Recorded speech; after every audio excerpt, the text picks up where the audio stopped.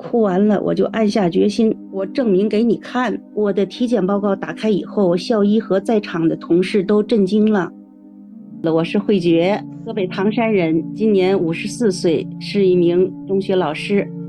我1971年出生，是个典型的农村小孩，从会走路就跟大人下地。8岁那年，我自己去学校报了名，自己取了个名字，然后我妈就找了一块布，给我缝了一个布袋儿，就当书包了。每天甩的就上学去。放学第一件事就是放下书包，拿起镰刀，挎起篮子，出去割草、喂猪、喂羊，然后趴炕上写作业。如果哪天我妈把缝纫机腾出来给我当书桌，那就简直不要太舒服。那个时候村子里没啥娱乐项目，一年或许能放一场露天电影吧。我一路学业呢还算顺利。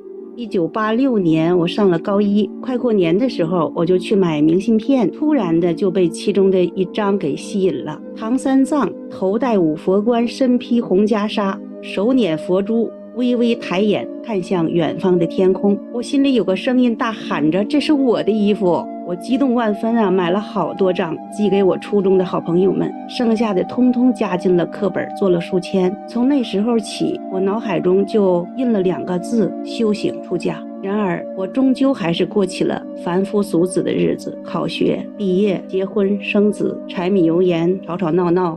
39岁那年，我被马路边一家音像店播放的歌曲定住了脚步，站在店门口听了又听，歌词是中国字，却又不是中国话，听不懂，但就是喜欢的不行。于是我就进店去问叫什么名字啊，然后店主告诉我这是大悲咒，我就毫不犹豫地买了一盘，每晚听着入睡，充实又安全。40岁那年，帮一位同事搬家，他顺手从床头上拿了一本书递给我，轻松学佛法。我如获至宝，感觉这本书找了一辈子了，拿回去连夜读完，深信不疑，从此与佛结了缘。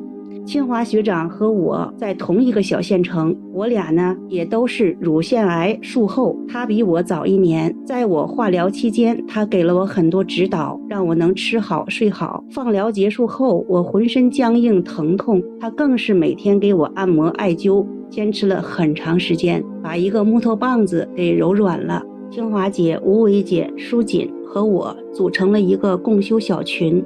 吴伟姐第一次在共修小群里分享了清凉月老师的文章，我们也是第一次见到了实证这个词。多年来的学习中常听到这个词正量，但是我不知道怎么才能有正量。实证这个词让我看到了希望。2023年底，我们就一门心思地研究起了思维本体学。4姐妹对清凉月老师对思维本体学一致认可，毫无分歧。于是2024年3月23号，我们就报名进了实证养生明珠班，学习原理课，如期的进入了禅定班。我们的老师讲了千言万语，他只讲事实，只讲科学，讲原理。6月30号进入禅定班20天的时候吧，我和清华学长去做了一个乳腺彩超。医生认为清华学长手术内侧又长了一个疙瘩，并建议马上手术。7月5号，清华学长初步正入预界定，接下来他出现了明显的排病反应，咳嗽、呕吐，持续了10多天。他自己感觉身体越来越轻松。算来呢，清华学长入定已经4个多月了。期间我摸过几次他那个疙瘩，个头是越来越小，没有原来的硬度，棱角和那些个爪也都消失了，越来越不像螃蟹了。英语里这个螃蟹叫 cancer， 医学界发现恶性肿瘤长得就像螃蟹，所以呢 cancer 螃蟹这个词就多了癌症这个含义。9月中旬，咱们明珠班学长如下饺子一般的正入预界定，一天8个、10个、13个。10月18号，有一件事深深地刺激了我，也是从那天开始，一层淡淡的悲伤一直笼罩着我的心，哭了很多。我的一个大学同学，他2018年切的左乳，2019年切的右乳，今年切的甲状腺，还在放疗阶段。他的妈妈去世很早，什么病我没问过。他的大姨80岁了，乳腺癌已经溃烂不治。他的弟弟今年春天突然脑溢血就没了。3年后他的3姨也走了。我打电话给我这位同学，一点一点引导，正入预界定，我们能自主健康。我分享给他咱们实证班学长的康复案例，我哭着跟他说，你不就缺一根救命稻草吗？我递给你的是保险绳啊，一不割肉，二不灌毒药，你试试有何妨？他说他没自信。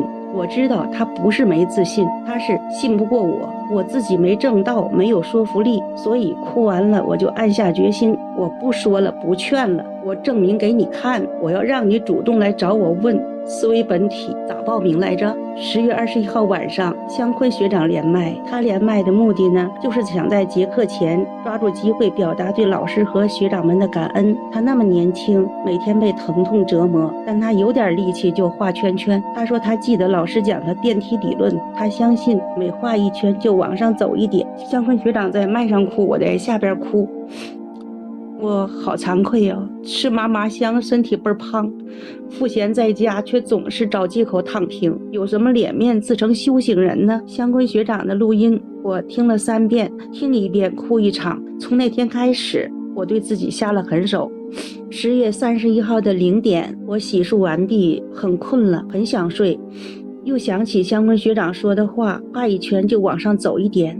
我想坚持坚持，于是就坐好，然后上座，一直到音乐停就下座，基本上没有走神。下座后头脑清醒，日志提交以后被老师判定初步正入预界定。接下来呢，我跟学长们汇报一下我进入预界定班以后的身体变化。我是7月1号进入预界定班，7月25号单位组织了1年1度的全面体检，体检报告出来以后，通知我们到校医室去取。我的体检报告打开以后，校医和在场的同事都震惊了。今年的体检有一项中医经络检查，是用电极片从手上脚上插，电脑上显示出电波，就像心电图那种，然后最后打印出来的是有 X 轴 Y 轴的那种柱状图。这个柱状图别人的呢都是上蹿下跳的特别长的红色柱状，唯独我的是短短的蓝色或绿色的小柱子，对应着每个小柱子写着肝经、胆经、胃经、肾经这些东西。校医说红柱子越长表示经络堵塞越严重。他说你的经络咋这么畅通呢？我记得当时给我做检查的那个体检中心的医生也这样表示吃惊。前天呢，我就特意找出了去年的体检报告和今年的逐项做了对比。去年的化验单上总共是5个上上下下的箭头，今年就剩了1个，甘油三酯略高。原来的心影肥大没有了，右肾结石没有了，子宫肌瘤不见了，脂肪肝由中度变成了轻度。去年检查的时候，检查颈动脉的时候啊，这个医生每检查一个，他就告诉那个人说你左侧这条供血不足，或者你右侧这条供血不足。轮到我了，检查完以后，医生瞅了我一眼说，我的天哪，你3条颈动脉通通供血不足。我就叹了口气，难怪我一天昏昏沉沉，总想睡，我就担心将来变痴呆。今年的颈动脉彩超就清楚地写着颈动脉供血充盈情况良好。如此下去，这个痴呆的风险我估计就是没了，相信就是没了。8、9月份的时候呢，在座中我感到从左肩胛往上到脖子到左边后脑酥酥酥的有这个蚂蚁爬的感觉，连续数天都是这样。然后我就觉得左侧偏头痛有所减轻，后来呢，我右膝盖疼痛加重，我就跟清华姐说，大姐，我做平甩功可能伤到膝盖了。清华姐说，你这个念儿就不对，你为啥认为是练功伤了膝盖，而不是气机运行在修复你的老伤呢？大姐的话让我眼前一亮。后来呢，事实也证明的确如此，膝盖狠狠地疼了一段时间就好转了。然后就是最近入定以后这半个月，左手腕、右手腕、左膝盖、右膝盖，它轮流的不舒服，就是酸软卡顿，就像机器缺了润滑油一样。然后呢，一般就是第1天重，第2天减轻，第3天就没啥感觉，然后它会再来一轮，它不是一次就好了，再来一轮。幸亏就有右膝盖这个经验，要不然我就去找正骨大夫了。还有就是我的胃12年前开始疼的，一直就没有消停过。看见水果，我第一个感觉就是胃疼。入定以后，我这胃也疼了10多天，现在终于可以吃我自己蒸的馒头了（括弧有一定硬度）。还有就是我这个后背是就是上半截，就是心肺这个区域吧，心肺肝胆这区域吧。然后呢，就是痒。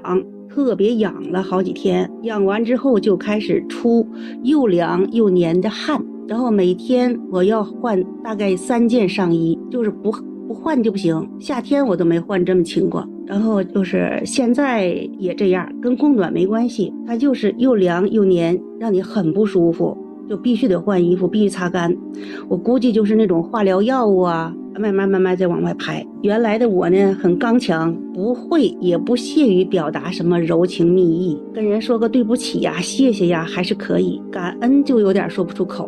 让我说我爱你啊，你还是杀了我吧。现在我也可以了，我也可以跟花花草草聊天了。有一天晚上，我看到这个阳台上的风雨兰长出了2个花剑，我就跟他们说：恭喜你们呀，明天就可以开出美丽的花了，我好喜欢你们呀。第二天早晨一看，哇塞，5个剑了，哎呦，你们3个也追着赶着来了呀，那就一起绽放吧。漂亮的花花供养佛，供养法，供养僧，随喜你们啊。到了下午一看，哇，7朵了，这很神奇。原来看到感人的或者是伤感的小视频，我很多时候只是在心里发出一声叹息，现在就很爱哭了。我希望我永远做一个实证人，我希望我永远记住实证人的使命。如果我忘了初心，希望学长们赏我一巴掌，把我打醒。提前感恩大家学长们呐，我们何其幸运，何其幸福！闻正法，遇名师，老师高举般若之灯，照破暗明，令我们亲证诸法实相，亲证佛陀为实语者。学长们，我们入定时间或早一些或迟一点都不重要，重要的是我们原理清了，方向明了，只管听话照做，往前走吧，每一步都算数，每画一圈我们都向上走一点，从量变到质变，花开自然红。我们常说大悲心和柔软心，可能呢我们还需要一点猛力心。学长们，我的金刚道友们，让我们一起互帮互助，互相拉拔，一起向前走，方向如来藏，少一个都不是我们，一个都不能少。感恩大家。